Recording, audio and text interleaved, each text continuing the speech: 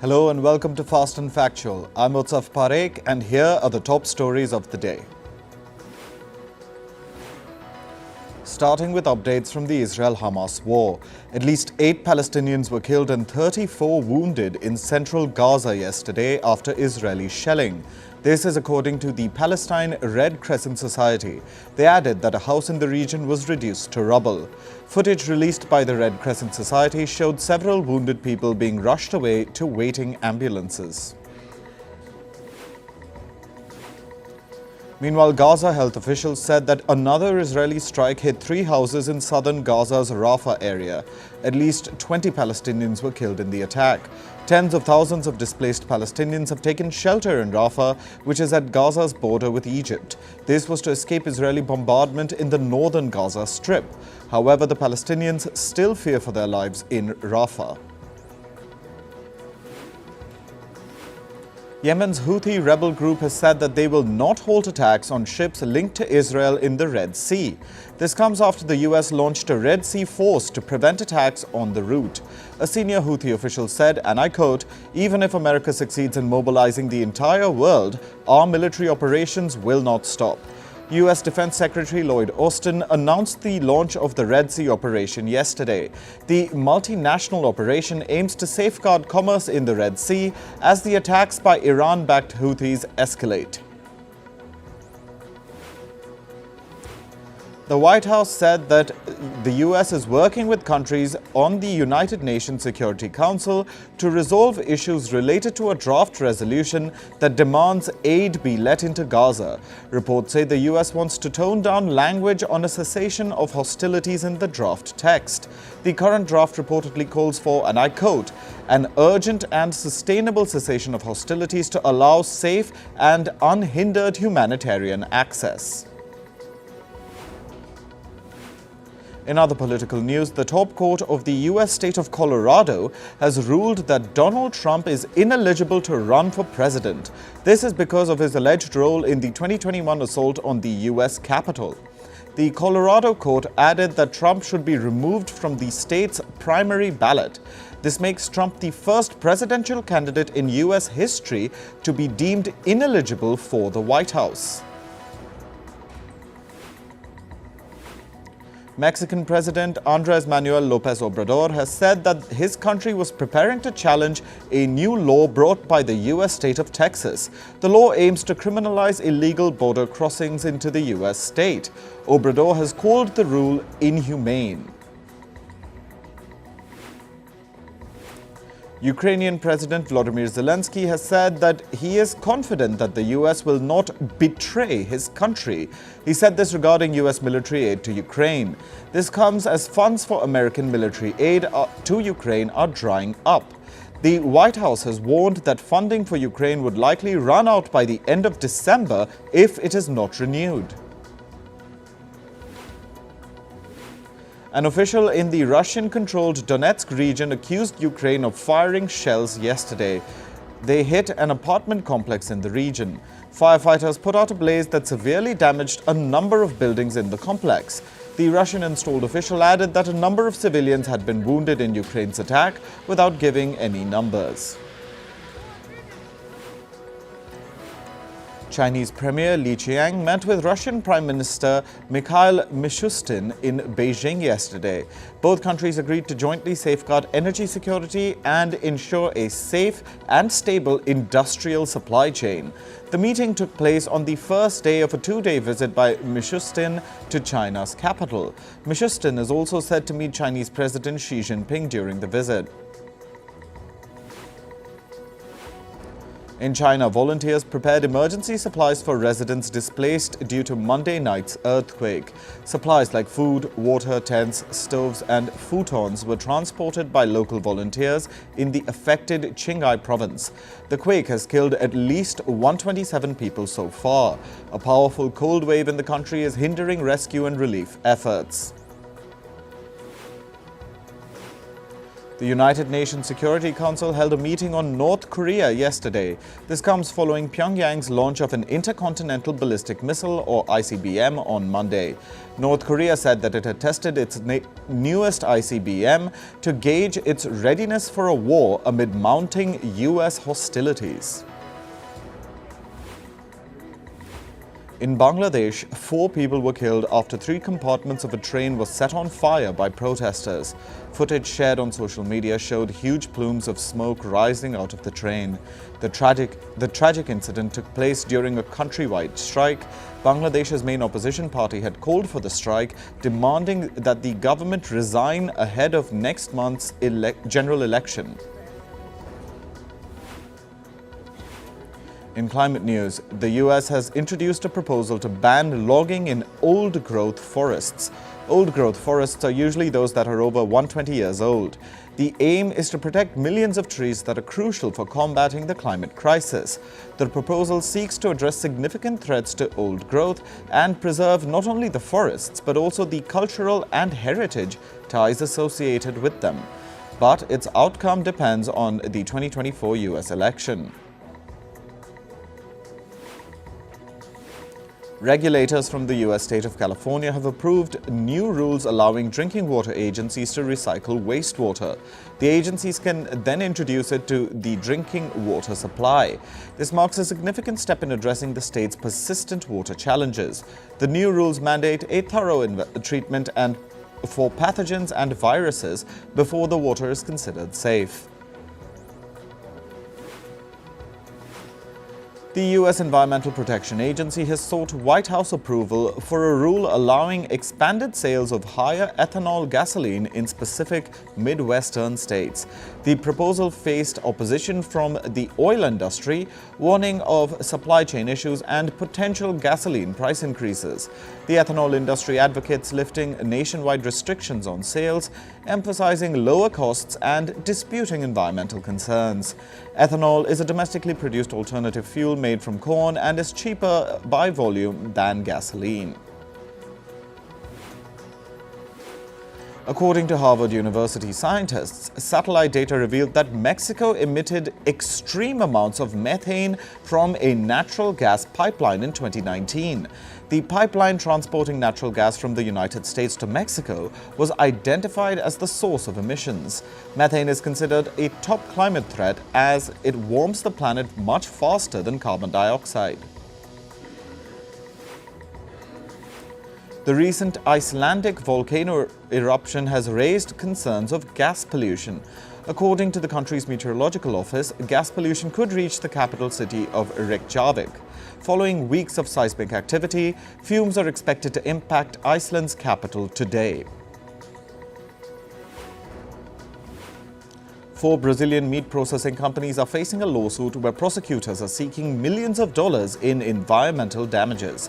The case has been filed by Brazil's state of Rondônia. It accuses the meat companies of directly buying cattle raised illegally in the protected areas of the Brazilian Amazon rainforest. According to reports, the lawsuit seeks $3.4 million in ecological damages. A bushfire near South Africa's Simonstown prompted officials to issue cautionary alerts yesterday. The nearby city of Cape Town stated that evacuations weren't necessary yet, but acknowledged the fire's close proximity to properties. Cape Town authorities say the situation is being monitored closely. Heavy rain has brought parts of India's Tamil Nadu state to a standstill. Roads and train services are disrupted while authorities work to rescue stranded individuals. Over 17,000 people have been shifted to shelter camps. Tamil Nadu experienced nearly 50 millimeters of rainfall between 17th and 18th December, significantly surpassing the usual 2.5 millimeters for this time of year.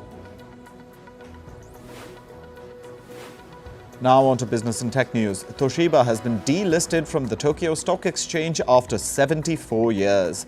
This comes after it was taken over by Japan Industrial Partners earlier this year. In March, JIP bought Toshiba for $14 billion. This was after multiple scandals at the company over the years marred Toshiba's operations. Lakshman Narasimhan, the CEO of the coffee chain Starbucks, has said people protesting against the company have been influenced by misrepresentation on social media. He said this referring to people who are protesting against the company's stance on the Israel-Hamas war. Narasimhan added that many of Starbucks' stores have experienced incidents of vandalism. The company is working with local authorities to ensure the safety of its workers and customers. The Australian Federal Court has ordered Airbnb to pay $10 million in penalties. It must also pay another $10 million in compensation. This comes after the vacation rental firm admitted that it misled customers on accommodation pricing in Australia. Airbnb misled customers by displaying prices using only the dollar sign, without clarifying whether the prices were in US dollars or Australian dollars. Reports say Tesla is not offering its employees yearly merit-based stock awards. However, workers were paid out modest annual increments. The news comes after America's United Auto Workers Union earlier announced that it would organize the entire non-union auto sector in the US. South Korea's Hyundai Motors is planning to sell its plant in Russia for a nominal amount of $77. Hyundai said it would take a nearly $219.2 million loss on the sale. The move makes it the latest global automaker to sell Russian assets. This is after Russia invaded Ukraine in February last year. The union representing the pilots of US-based Southwest Airlines has reached an agreement with the company. This is for a new 5-year contract worth $12 billion. The contract covers higher wages and better work rules. The union's board will meet today to evaluate the deal. They will then decide whether to send it to the pilots for a ratification vote. More big oil and shipping firms in Britain, Germany, Norway and Belgium have suspended transit through the Red Sea. This comes amid mounting fears of attacks from the Yemen-based Houthi rebel group. British oil and gas heavyweight BP decided to temporarily pause passage through the route. BP is joined by Germany's Hapag-Lloyd and Norway's Equinor. Earlier, Denmark's Maersk and France's CMA CGM had suspended their Red Sea transits. Google has agreed to pay $700 million to settle an antitrust case brought by states and consumers in the US. Eligible users will get at least $2 each. Google was accused of overcharging customers on its Play Store. This was allegedly through unlawful restrictions on the distribution of apps on Android devices. Brazil's First Lady has said that she will sue the social media platform X, formerly known as Twitter. This was after her account was allegedly hacked last week. The alleged hacker entered her account on December 11th. They posted several messages, including insults against Brazil's First Lady and President Lula da Silva. Jeff Bezos' aerospace company Blue Origin successfully launched the New Shepard rocket from the US state of Texas yesterday. This was the company's first mission in over a year. Last year, a structural failure in one of its rockets led to the company being grounded for 15 months. Moving to sports, let's start with cricket. South Africa beat India by 8 wickets in yesterday's ODI match. India batted first and were bowled out for 211 runs in the 46th over. South Africa chased down the total in the 42nd over. Tony de Zorzi scored his maiden ODI century to guide the Proteas to victory. The 3-match ODI series is now tied at 1-all. England beat the West Indies by 75 runs in yesterday's T20 match. Phil Salt smashed 119 runs for England. Half-centuries by captain Jos Buttler and Liam Livingstone helped England reach the mammoth total of 267 runs. The West Indies batters put up a good fight but were bowled out for 192 runs in the 15th over. England have recovered from 2 losses and have now tied the 5-match T20 series at 2-all. The Indian Premier League held its player auction for the 2024 season yesterday. For the first time ever, the auction was held outside India. It took place in Dubai. Australian pacer Mitchell Starc broke the record for the most expensive player in IPL history. Starc was sold for $2.97 million to the Kolkata Knight Riders. In football, the Turkish Football League has resumed all games after a week-long suspension.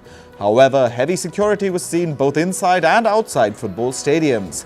Last week, the Turkish Football League had been suspended after the Ankara Gucu club's president punched a referee in the face.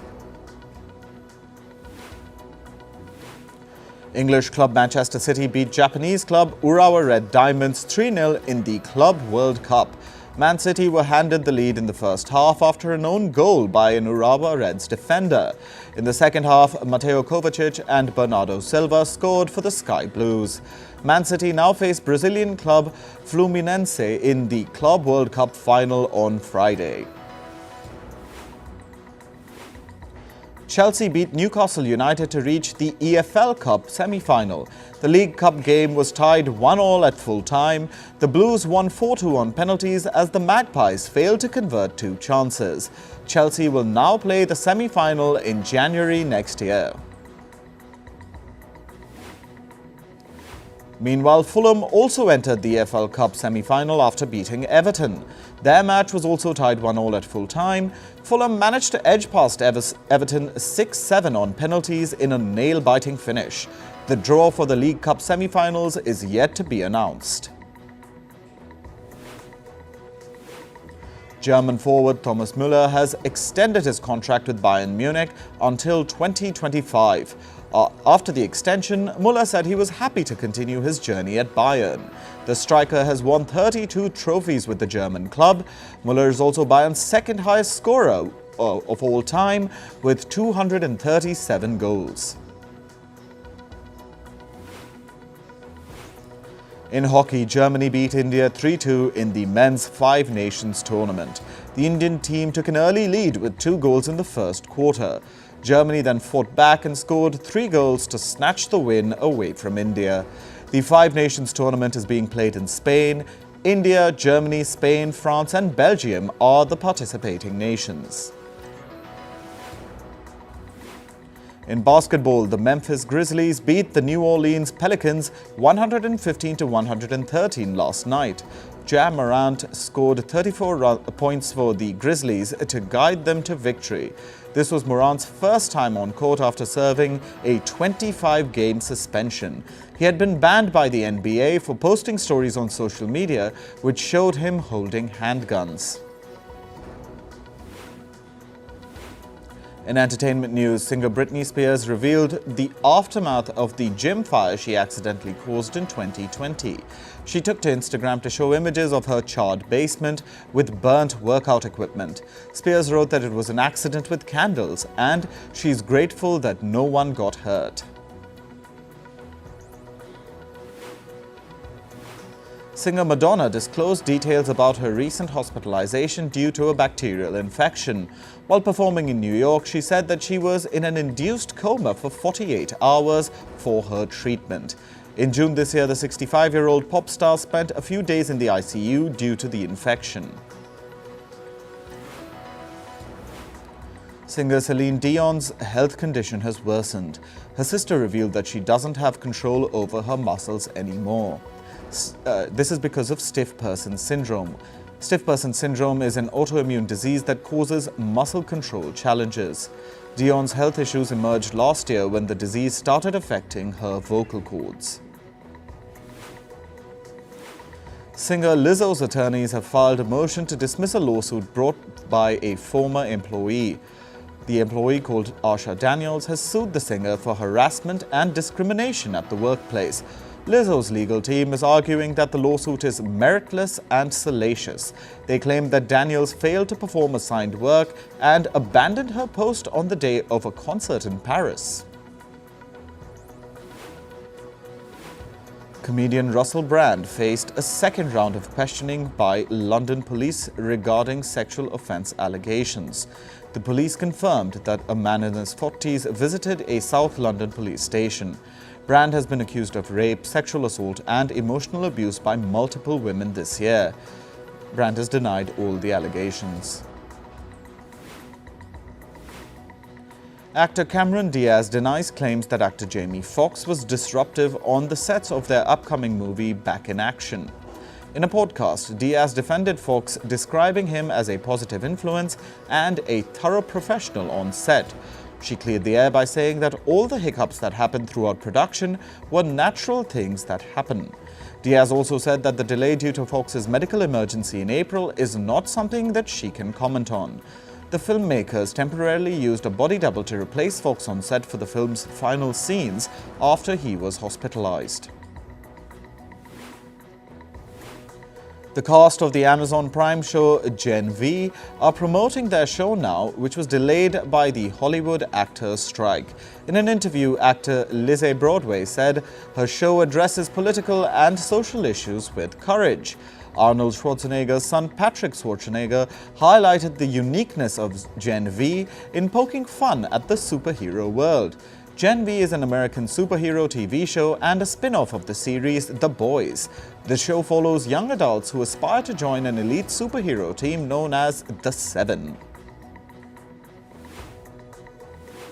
Director Christopher Nolan is positive about the state of the movie industry as 2023 comes to an end.